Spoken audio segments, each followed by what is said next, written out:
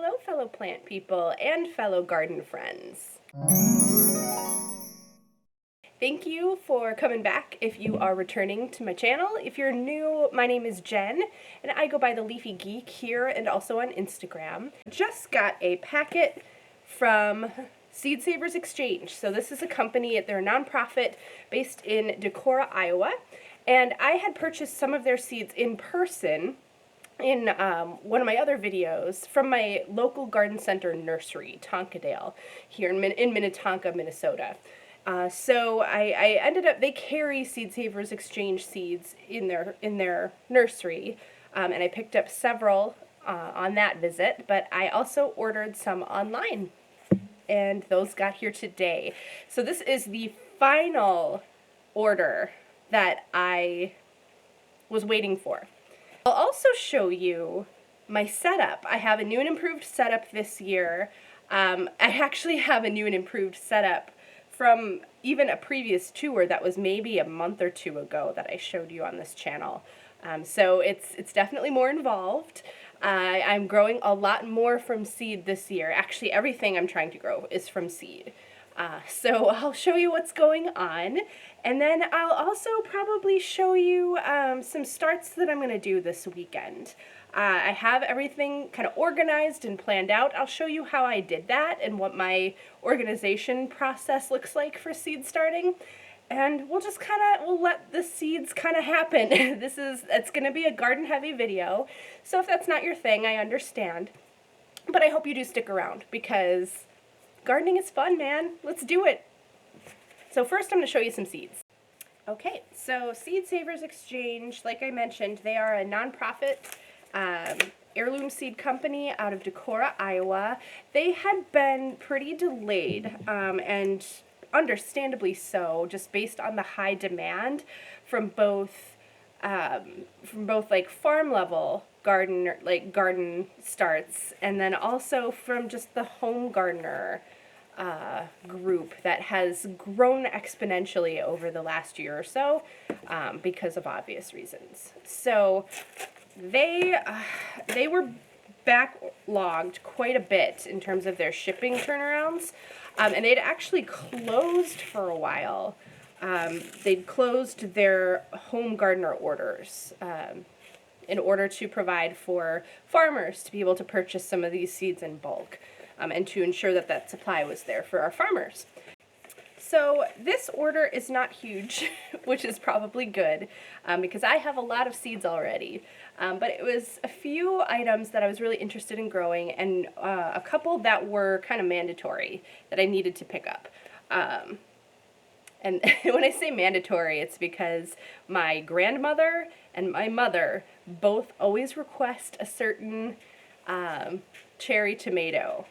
So that that had to happen. But I've got a few veggies and that prerequisite cherry tomato. So let's start with that. So I've heard really good things about this one. This is the Isis Candy Cherry, and they are beautiful. They're like this, sorry for the glare, try and remove that. These are like a bicolor, so that splotchy kind of golden red color is intentional. It says that they have they're red with a spectacular cat's eye starburst on the blossom end of the fruit. So they, I guess, are pretty prolific also. Clusters of 6 to 8 per cluster. They're just a really sweet, fruity tomato. And they're indeterminate, so that's a good thing. So they will continuously produce and grow throughout the season. Yeah, this is great. I also have a yellow cherry tomato. That's my grandmother's preference. She likes the really sweet kind of yellow, but I feel like she will love this one. Just that kind of rich, sweet fruitiness is where she loves. She likes the candy. It's all in the name. So I'm excited to start this one, and I've heard really good things about this on here, especially from other home gardeners and homesteaders who have grown this before. So Isis Candy Cherry. I've also got a couple of beets, and these are veggies that I have never actually grown. So this is kind of a risk for me, but I really would like to try some beets. These are direct seeding, so I will not be starting these indoors, but I'm going to sow them with some of my early spring crops outside. So one variety is the golden beet, which I love. I love golden beets. I actually prefer them to the dark ones, to the red ones. And then this other one is the Chioggia. I have no idea if that's the right pronunciation. This says, according to the packet, it's also known as Bassano, and of course noted, as you can see, that bullseye pattern on it, the red and white alternating concentric rings. And it says that this is a really good variety for both fresh eating and pickling. And I'm reading from the back here. It says that it retains its markings if roasted whole and then sliced just before serving. So not slicing this one before you cook it, you'll keep those rings intact. That's just it's visually delicious. Eating with your eyes before your mouth. So that's exciting. And these, I guess, are fast to germinate, and again, they can be planted at 2-week intervals, it says, for a steady harvest for both of these. So that's pretty cool. And I love beets, or vegetables like beets. Radishes fall into this category too, because all parts of the beet are edible. So the greens and the tuber, the root, yum. I'm gonna try some beets. Okay, the last veggie that I got from Seed Savers Exchange is a squash, and it is a patty pan variety of squash, I think they're also called scallop squashes. You can kind of see what they look like based on the photo here. I'm going to read off the back real quick. This one is known as the pâtisson panaché, or the jaune et vert. So that's French, obviously. Jaune et vert is yellow and green. So it's also known as the variegated scallop yellow and green squash. So it's kind of a dual purpose one, actually. I guess they're good to eat when they are young, when they're small or, immature. But the longer you leave them on the vine to mature, the harder they will get. And then this says that they are rock hard ornamental when fully mature. So you can eat them when they're young and then decorate with them when they are mature. So I think that's really cool. I've got a few ornamental squash in my floret order that I am going to be trying a couple varieties of those this year. But this will be kind of an interesting one if I can find room for it. So the pâtisson panaché. So the last seed packet from this order is a black hollyhock. And I've gone back and forth about hollyhocks. You'll find that, and this is specifically related to having these in a garden that is semi-accessible to a dog, which was the goal of my flower bed, which I don't know how much I've gotten into that project yet. I'm planning a lot of content on it in the future here. But the goal is to have a flower garden that is pet friendly. So I don't want to grow anything that's outright toxic for dogs, I guess for cats too. I don't have a cat, but just in general. So I've been utilizing the ASPCA poison control list that has the non-toxic and toxic plants and flowers listed on that, which has been a helpful guide, and doing some research on certain varieties. Hollyhocks are technically non-toxic from the sources that I have been able to find and read. However, it's documented that this particular plant can cause some variety of contact dermatitis or a skin reaction from brushing up against the foliage. And that I'm not super excited about, because Hound Dog has an allergy issue right now that we've been working really hard to resolve for her.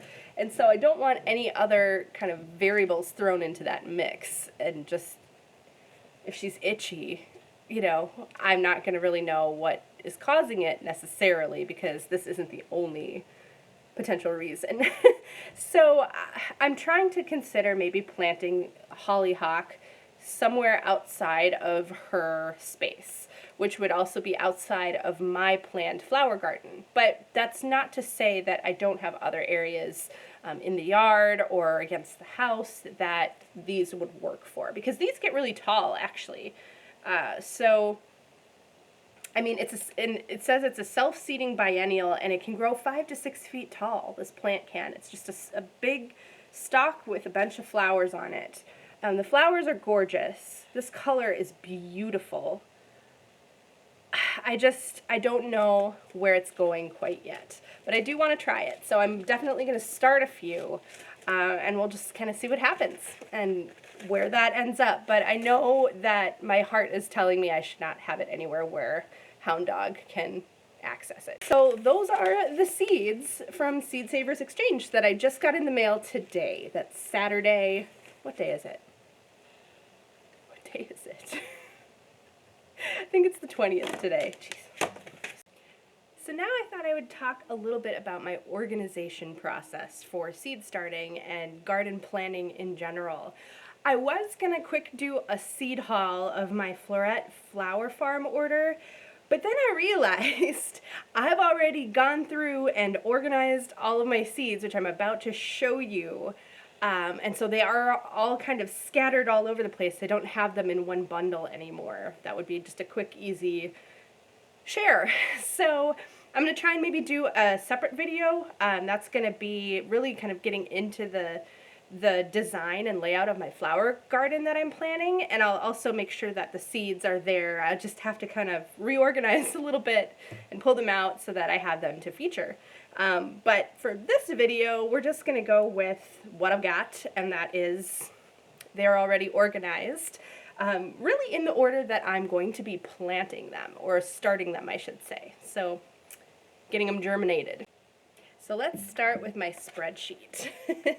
I don't know how well you're going to be able to see this, probably not a lot of detail on there, but I have a spreadsheet, a Google Sheets document that has all of the fruits and veggie seeds that I have acquired over the last, well, a couple of years, because I do have some leftover seeds from previous years, but especially the new ones that I got this year for this particular garden.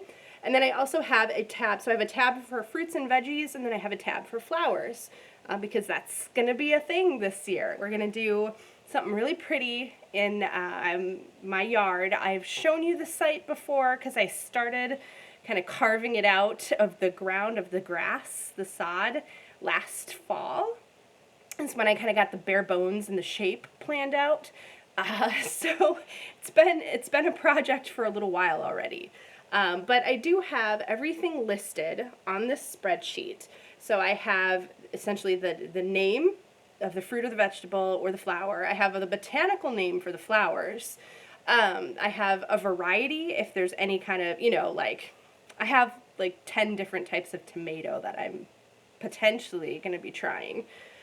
Probably not 10, but you know what I mean. Like 10 tomato varieties. So I have the varieties listed as well, because different varieties will have potentially different requirements. They might be small, but they might exist. So I have the variety, I have the date I received the seed packet, so that's kind of important for me to track, like when, what year they were packaged for, what year I received them, especially if I'm going to be storing them for a few years, because you can do that. Seeds can last, if you store them in the right conditions, they can last a little while. And I'm going to post a resource that I've used pretty extensively. It's from Johnny's Seeds. They have a lot of really, really good timetables and resources in terms of even how long you can store certain seeds, vegetable, flower, etc. So that's really useful information if you are looking to kind of take on a project like this, because you don't want to necessarily flip your entire inventory every single year. There are seeds that will last a while if you store them right. So that's something. I also have the quantity listed, so how many seeds I have on hand, especially if they're new. If they are previously open seeds and I really have no idea, If they're from like a previous year, then I just kind of put, nah, big question mark. But, you know, I think a lot of people then kind of measure by weight in terms of how many seeds they have. The viability, how long they can store, the vendor, so where I got them from. Then I have kind of the care needs, so watering, lighting, soil planting. So this is after they've germinated and grown and are now officially seedlings. So how to plant them, how to space them, if thinning is required, you know, how, if it'll come back, if it's a self-seeding biennial or something, if it's potentially a plant that will turn into a perennial in my particular zone, which is 4B.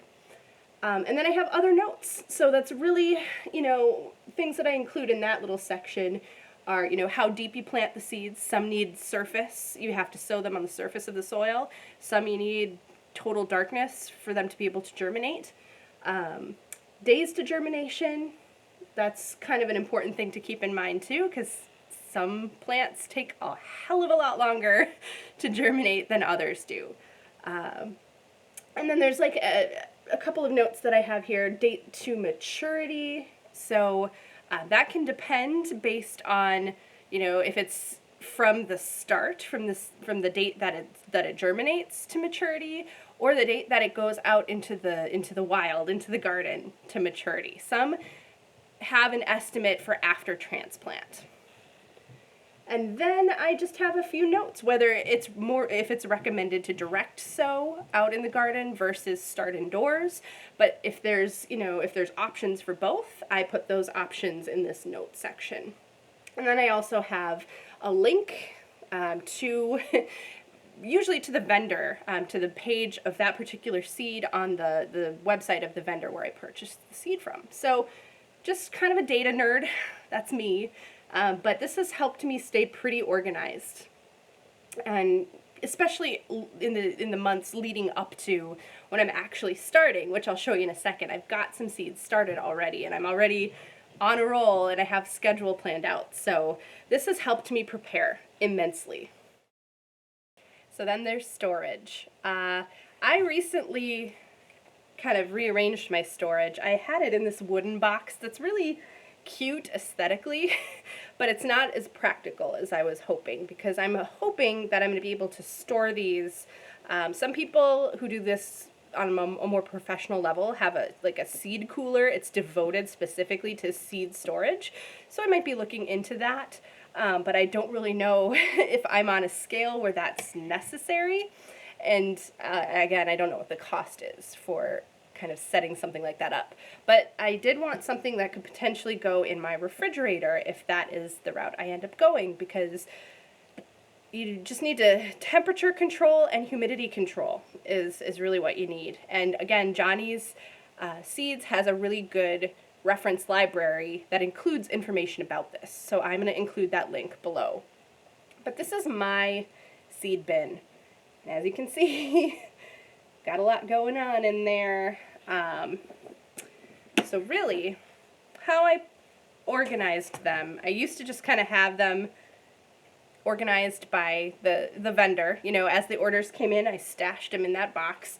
But I have since gone through and I've plotted out a couple of things. So I'm going to put this down because this is awkward as hell.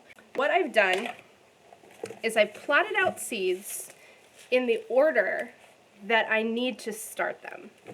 So there are certain seeds, obviously the information on the back is going to give you everything you need. And if you're doing a lot at one time, it can take some work and some time and some focus to get things situated. But once you kind of have everything in place, this is to prevent a lot of stress down the line. I know that Garden Answer has kind of advocated for this pre-organization method and doing a calendar, which I also have. I'll show you that too. But I like to even organize my seeds just so that I know that the ones that are on top are the ones I'm going to grab next on the date that I'm starting them. And we can just kind of go from there.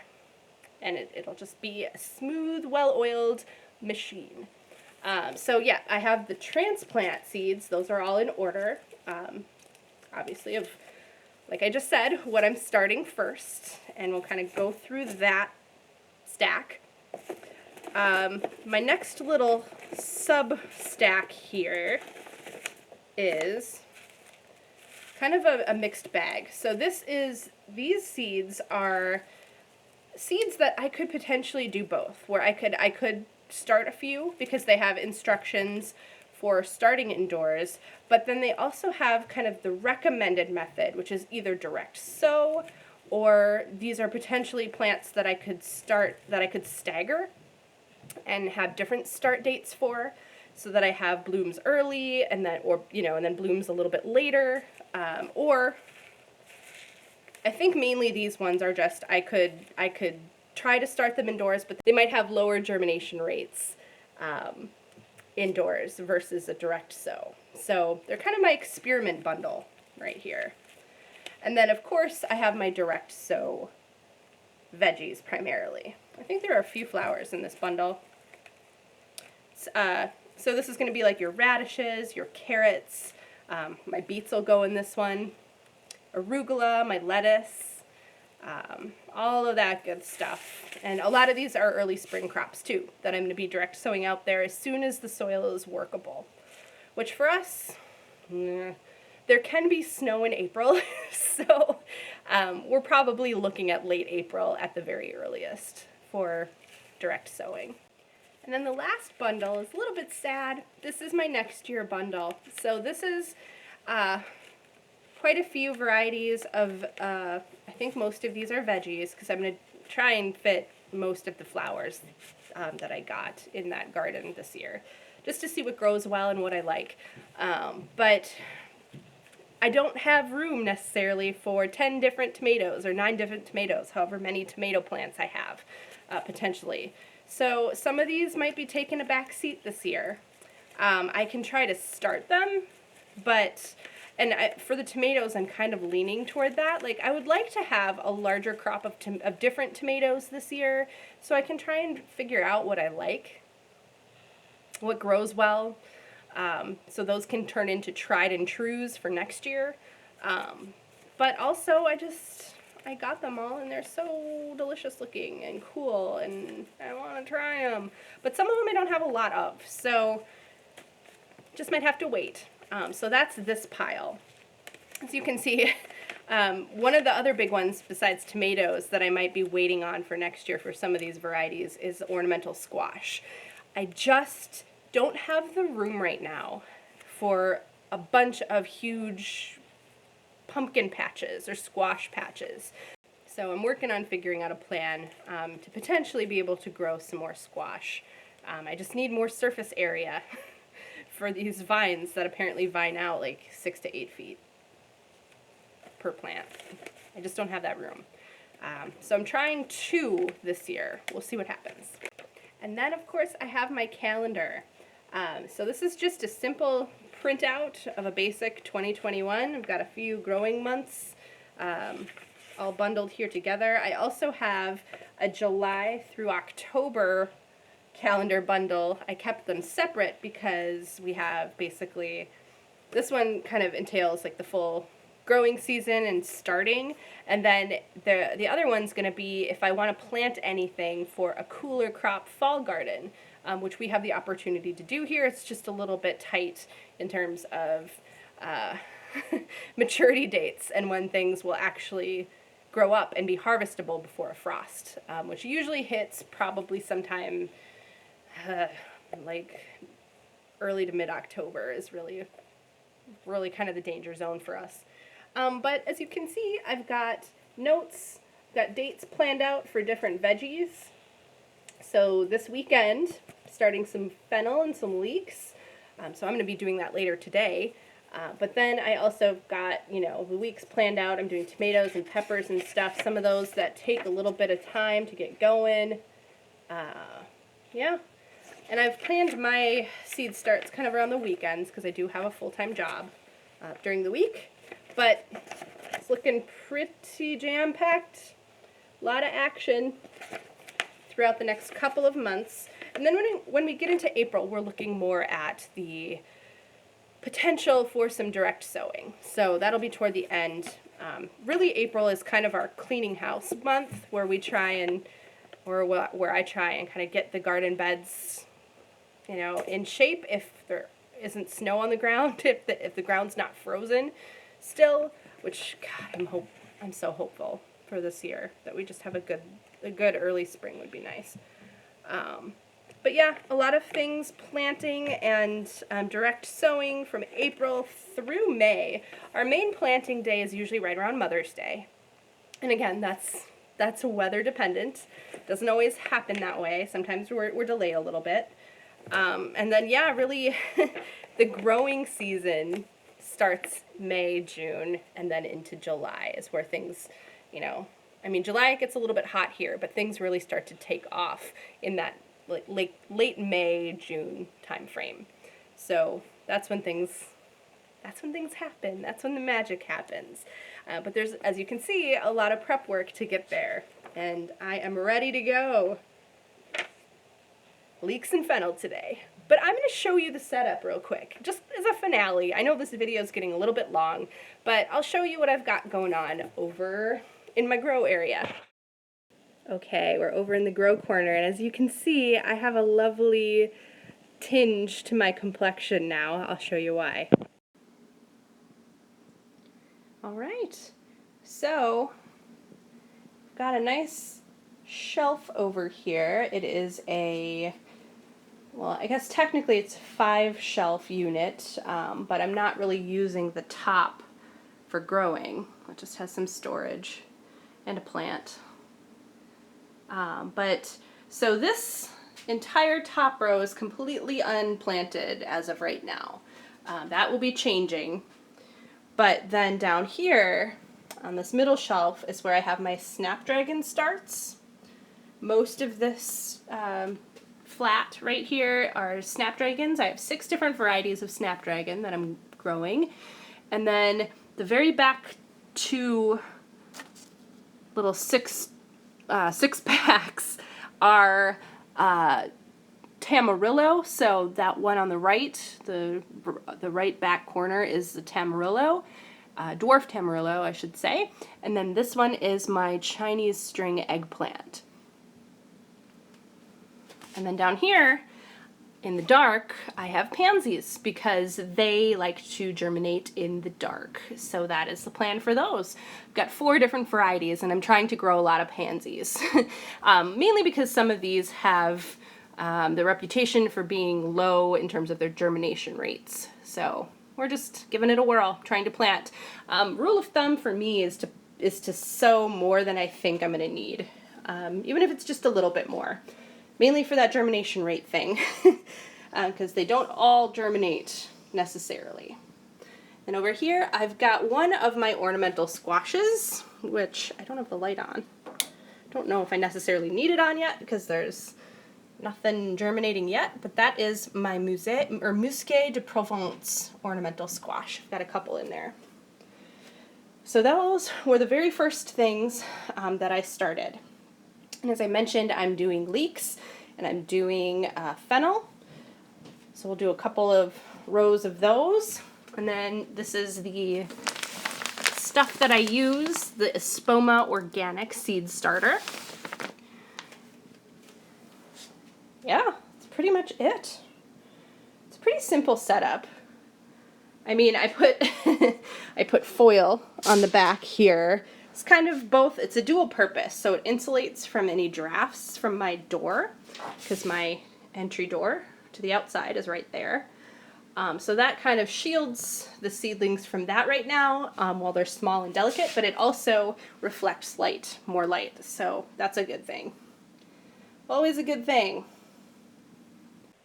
So that's it for me. I am going to do a little bit of starting here. I've got leek that I'm doing, and then I've also got this fennel from last year, which grew really well. I just didn't give it enough time. I didn't get it planted early enough. And I had actually I used these seeds last year and started them out in the soil. So that was my issue. So I'm starting these indoors this winter to get them planted by early spring so that we have a chance of getting big bulbs of fennel. So that'll be fun.